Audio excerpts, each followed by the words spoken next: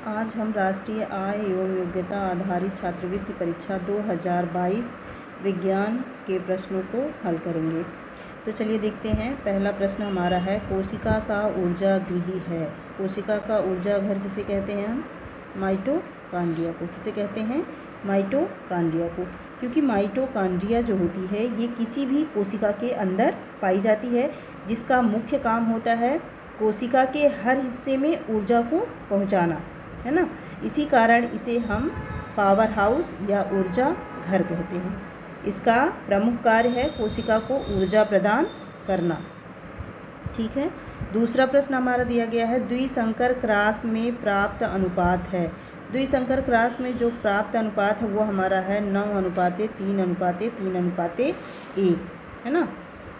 ये प्रश्न ऐसे भी पूछा जाता है कि एक संकर क्रॉस में प्राप्त अनुपात है। अगर ये पूछा जाता है कि एक संकर क्रॉस में प्राप्त अनुपात, ठीक है, तो हम क्या लिखेंगे? एक संकर जो होता है उसमें होता है 3:1। क्या होता है? 3:1। अगला प्रश्न हमारा है, निम्न में से कौन सा सूक्ष्म जीव मित्रवत है? लैक्टोबैसिलस जीवाणु जो होते हैं ये दूध से दही बनाने में सहायक होते हैं। दूध से दही बनाने में सहायक होते हैं, है ना। और नाइट्रोजन स्थिरीकरण करने वाले जीवाणु हैं राइजोबियम, है ना, राइजोबियम और एजेटोबैक्टर। ये हमारे हैं नाइट्रोजन स्थिरीकरण करने वाले जीवाणु। इस तरह से हमारा जो सही ऑप्शन होगा पहला और दूसरा दोनों सही होगा, है ना। जो नाइट्रोजन स्थिरीकरण करने वाले जीवाणु होते हैं ये वायुमंडल की मुक्त नाइट्रोजन को नाइट्रेट और नाइट्राइट में बदल देते हैं और नाइट्रोजन का स्थिरीकरण करते हैं। इससे हमारी भूमि की उर्वरा शक्ति बढ़ती है। अगला प्रश्न हमारा है, रेड डाटा बुक क्या है? रेड डाटा बुक क्या है? तो रेड डाटा बुक जो है वो लुप्त प्राय जंतु एवं वनस्पतियों की एक सूची है ना। लुप्त प्राय जंतु एवं वनस्पतियों की सूची है। रेड डाटा बुक क्या है इसे समझते हैं। IUCN ने विलुप्तता के कगार पर खड़े विलुप्त होते हुए पौधों और जंतुओं की एक लिस्ट तैयार की है ना। इस लिस्ट को ही रेड डाटा बुक कहते हैं या रेड लिस्ट कहते हैं। क्या कहते हैं? रेड लिस्ट भी कहते हैं। IUCN का पूरा नाम होता है international union of conservation of nature and natural resources, है ना। अगला प्रश्न देखते हैं, निम्नलिखित में से कौन अपुष्पी पौधे का उदाहरण है? मांस। कौन सा है? मांस। मांस जो हमारा होता है ये कैसा पौधा है? अपुष्पी पौधा है। और हमारे अपुष्पी पौधे हैं जैसे हमारा कवक है ना। क्या है? कवक है, शैवाल है, फर्न है, ठीक है, और मांस। ये सारे क्या हैं? अपुष्पी पौधे हैं। आम है, कटहल है, अंजीर, ये सभी हमारे पुष्पी पौधे हैं। कैसे पौधे हैं? पुष्पी पौधे हैं। नींबू का कैंकर रोग किस सूक्ष्म जीव द्वारा होता है? नींबू का कैंकर रोग जीवाणु के द्वारा होता है। किसके द्वारा होता है? जीवाणु के द्वारा।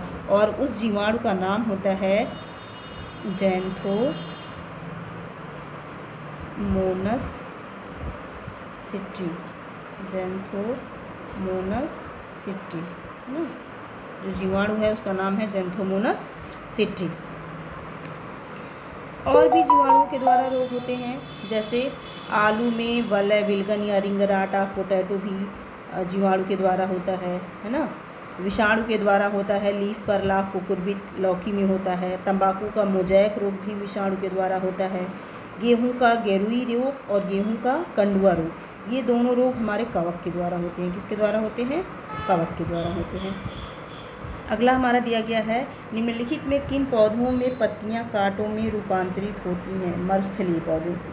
इसमें मरुस्थलीय पौधे, जो मरुस्थलीय पौधे होते हैं उनकी पत्तियां जो होती हैं वो कांटों में रूपांतरित होती हैं। क्योंकि जब वो कांटों में रूपांतरित होती हैं तो पत्तियों से वाष्पोत्सर्जन की क्रिया जो होती है वो बहुत कम होती है ना। इसीलिए इनकी पत्तियां कांटों में रूपांतरित हो जाती हैं। अगला प्रश्न हमारा है, प्रतिजैविक दवा क्लोरेलिन बनाई जाती है। प्रतिजैविक दवा क्लोरेलिन शैवाल से बनाई जाती है। किससे बनाई जाती है? शैवाल से, है ना। पेनिसिलिन दवा जो है वो फफूंद से बनाई जाती है। किससे बनाई जाती है? फफूंद से। और स्ट्रेप्टोमाइसिन जो है वो जीवाणु से बनाई जाती है। किससे बनाई जाती है? जीवाणु से। निम्न में कौन केवल पादप कोशिका में पाया जाता है? पादप कोशिका में केवल क्या पाया जाता है? प्लास्टिड पाया जाता है। क्या पाया जाता है? प्लास्टिड। प्लास्टिड को हम हरित लवक भी कहते हैं, हरित लवक या क्लोरो प्लास्ट भी कहते हैं, है ना। इसके द्वारा प्रकाश संश्लेषण की क्रिया संपन्न होती है। अगला प्रश्न है, केंचुआ में श्वसन होता है। केंचुए में श्वसन जो होता है वो किसके द्वारा होता है? त्वचा के द्वारा होता है। किसके द्वारा होता है? त्वचा के द्वारा होता है ना। हवा जो होती है उनकी त्वचा से आसानी से गुजर जाती है, जो इसे पतली और नम बनाती है। नम त्वचा क्षेत्र में छोटी रक्त केशिकाएं होती हैं, जहां से गैसों का आदान प्रदान होता है। इसलिए केंचुए में श्वसन जो होता है वो त्वचा के द्वारा होता है। अगला है, इनमें से किस पोषक तत्व से सबसे अधिक ऊर्जा मिलती है? किस पोषक तत्व से सबसे अधिक ऊर्जा मिलती है? कार्बोहाइड्रेट से। किससे मिलती है? कार्बोहाइड्रेट से मिलती है ना। अगला प्रश्न है, किसी खाद्य पदार्थ में वसा के परीक्षण के लिए किस रासायनिक विलयन की आवश्यकता होती है? किसकी आवश्यकता होती है? आयोडीन की। किसकी आवश्यकता होती है? आयोडीन की। कॉपर सल्फेट और कास्टिक सोडा ये जो है ये दोनों प्रोटीन के परीक्षण के लिए होते हैं। किसके लिए होते हैं?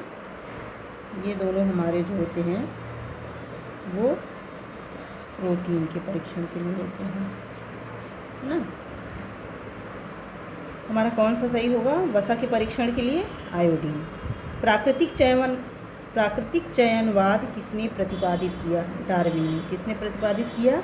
डार्विन ने। डार्विन ने कहा कि जीवन संघर्ष में जो जीव योग्य होता है वही अनुकूलन करके पृथ्वी पर जीवित रहता है।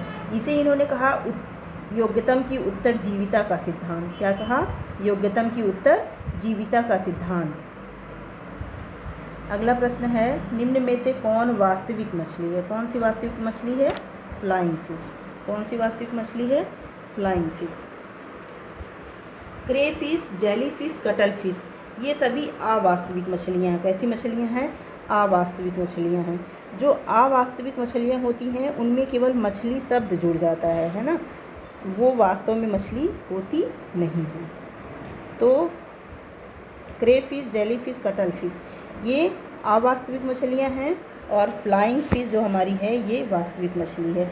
इसके अंतर्गत और भी हैं, डार्क फिश, ईल fish, shark fish, seahorse fish ये सभी वास्तविक मछलियाँ हैं। ये वास्तविक मछलियाँ जो हैं ये डार्क फिश, है ना, eel fish, shark fish, seahorse fish, catfish और फ्लाइंग फिश ये सभी हमारी वास्तविक मछलियाँ हैं। Crayfish, jellyfish, cuttlefish ये तीनों हमारी अवास्तविक मछलियाँ हैं। ठीक है। अगला प्रश्न है हमारा, निम्न में से कौन से जंतु अंडे देते हैं? कौन से जंतु अंडे देते हैं? प्लेटिपस। कौन सा जंतु अंडा देता है? प्लेटिपस। निम्न में से कौन उत्सर्जी अंग नहीं है? कौन सा उत्सर्जी अंग नहीं है? तो उत्सर्जी अंग कौन सा नहीं है हमारा? प्लीहा। कौन सा उत्सर्जी अंग नहीं है? प्लीहा। अगला है, किस जंतु में स्पर्शक भोजन ग्रहण करने में सहायक होते हैं? हाइड्रा में। किसमें? हाइड्रा में। हाइड्रा में टेंटिकल्स पाए जाते हैं, उन्हीं टेंटिकल्स के माध्यम से हाइड्रा जो होता है अपने भोजन को ग्रहण करता है। पैरामीशियम में चलन या पैरामीशियम में गमन किसके द्वारा होता है? सीलिया के द्वारा। पैरामीशियम की आकृति जो होती है वो चप्पल की आकृति होती है। कैसी होती है? चप्पल की आकृति, है ना। ऐसे कुछ आकृति होती है, ये हमसे थोड़ा सा टेढ़ा हो गया, ये ऐसे, है ना। तो इसके चारों तरफ क्या पाए जाते हैं? ये सीलिया पाए जाते हैं। क्या पाए जाते हैं? सीलिया पाए जाते हैं ना। तो इन्हीं सीलिया के द्वारा, ये सीलिया होते हैं, इसी सीलिया से पैरामीशियम जो होता है ये गमन करता है। इनमें से क्या मानव का अवशेषी अंग है? मानव के अवशेषी अंग कर्ण पेशियाँ हैं। कौन सा है? कर्ण पेशियाँ हैं। मानव के अवशेषी अंग में 5 अवशेषी अंग हैं।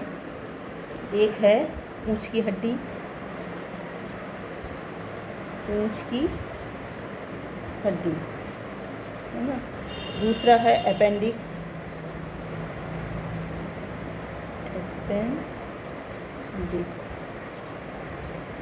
और तीसरा है अकलदाढ़,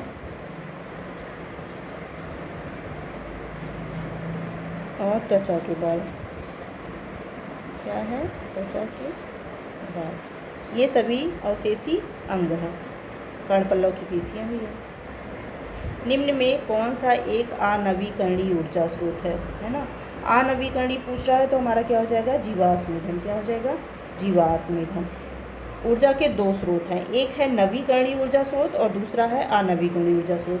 तो जो नवीकरणीय ऊर्जा स्रोत है वो हम उसका निर्माण और पुनः प्राप्त कर सकते हैं, है ना। ऐसे ऊर्जा स्रोत जिन्हें हम पुनः प्राप्त कर सकते हैं, जैसे हमारा सौर ऊर्जा है, पवन ऊर्जा है, बहते हुए जल में समाहित ऊर्जा है। ये सभी हमारे क्या है? नवीकरणीय ऊर्जा स्रोत हैं। क्या है? नवीकरणीय ऊर्जा स्रोत हैं।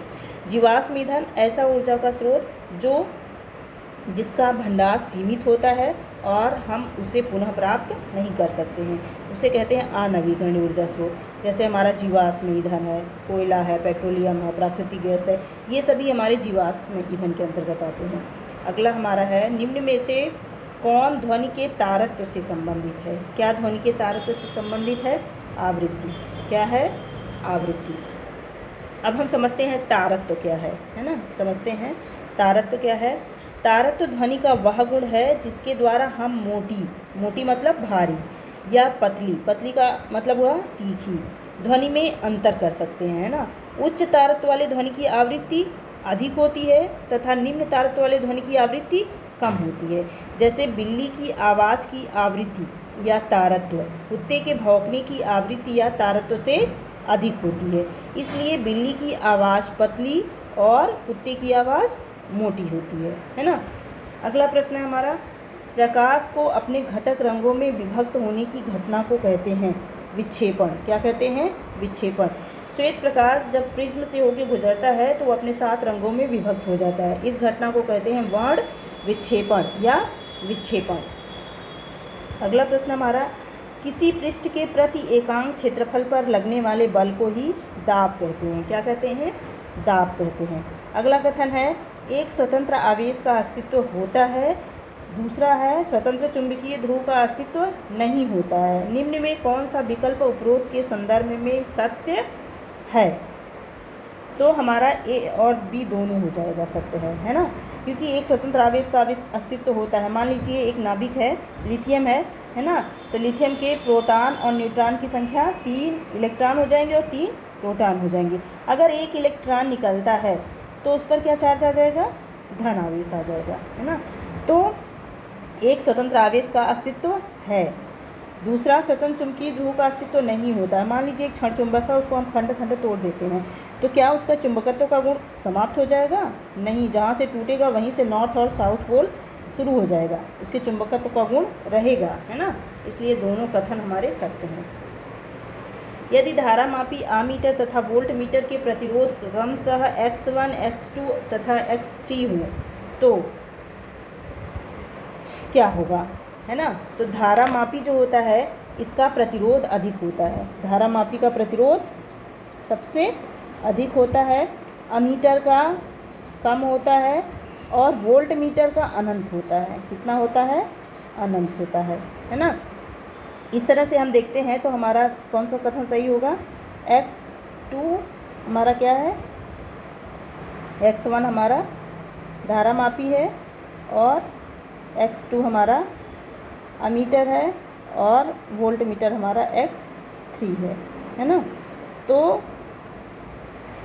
यदि धारामापी अमीटर तथा वोल्ट मीटर के प्रतिरोध क्रमशः X1, X3 तो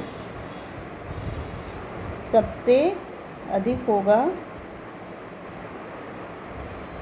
X2, सबसे कम, फिर धारामापी, फिर H3।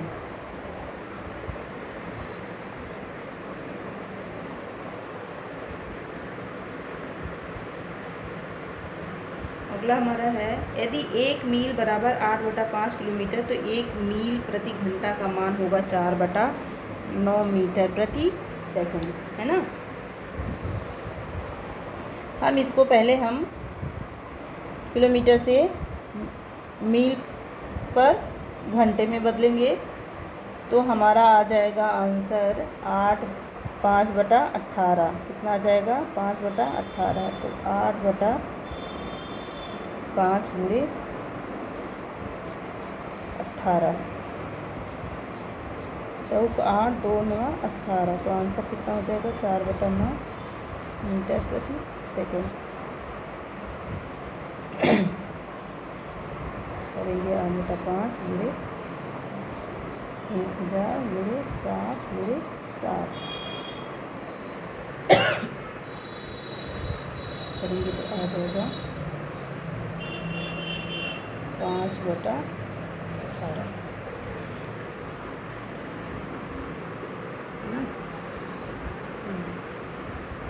अगला प्रश्न हमारा हर्ट्ज मात्रक है। हर्ट्ज किसका मात्रक होता है? आवृत्ति का। किसका मात्रक है? आवृत्ति का।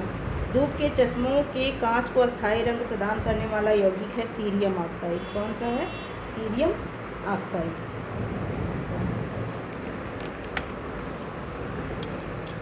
क्योंकि धूप के जो चश्मे होते हैं वो आँखों को सूर्य की गर्मी से बचाते हैं और इन चश्मों के कांच में थोड़ा सा सीरियम ऑक्साइड मिला होता है जिससे उसे अस्थायी रूप से रंगीन हो जाता है, जिससे वह अस्थायी रूप से रंगीन हो जाता है। जल में ऑक्सीजन की संयोजकता कितनी होती है? 2। कितनी होती है? 2। क्यों? क्योंकि वह हाइड्रोजन के 2 परमाणुओं से संयोग करता है। हाइड्रोजन के कितने परमाणु से संयोग करता है? 2 परमाणु से। इसलिए जल में ऑक्सीजन की संयोजकता कितनी होगी? 2। सल्फाइड अयस्क है अर्जेंटाइट का। किसका अयस्क है? अर्जेंटाइट का। क्योंकि अर्जेंटाइट का जो सूत्र है, रासायनिक सूत्र है, वो है Ag2S, है ना। S किसको दर्शाता है? सल्फाइड को। किसको? सल्फाइड को। और हेमेटाइट जो है ये आयरन का अयस्क है, तो इसका हो जाएगा Fe2O3, है ना। तो ये ऑक्साइड हो जाएगा। बॉक्साइड का हो जाएगा Al2O3 × 2H2O, है ना। ये भी ऑक्साइड है। और जिप्सम का हो जाएगा CaSO4 × 2H2O, ये हो जाएगा सल्फेट, है ना। तो हमारा इसमें सल्फाइड अयस्क है अर्जेंटाइट। पीतल के अवयवी धातु हैं तांबा और जस्ता। तांबा और जस्ता, है ना। तांबा और जस्ता, तांबा प्लस जस्ता पीतल के अवयवी धातु हैं, है ना। कांसा के हैं तांबा और टिन। तांबा और टिन ये किसके हैं? कांसा के।